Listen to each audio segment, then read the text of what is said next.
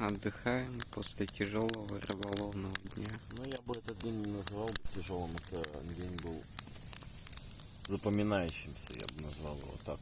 Не знаковым, запоминающийся. Очень классный рыболовный день. Подошел к концу. И даже несмотря на то, что крайние 3 часа рыбалки мы особо не видели поклевок, день реально был крутой. Да, мы не поймали очень много рыбы, но размер, так скажем, порадовал очень неплохо. И работали те точки, на которые мы особо не рассчитывали. А основные точки просто отсеклись, так скажем. Но этим рыбалкой интересно то, что нужно постоянно подбирать какие-то ключики, что-то разгадывать. Потом посмотрим, что будет сегодня, может, или завтра, не знаю. Дать я все равно не буду. Да, полностью согласен. Вот, поэтому сейчас отдыхаем, спать и завтра в новый бой.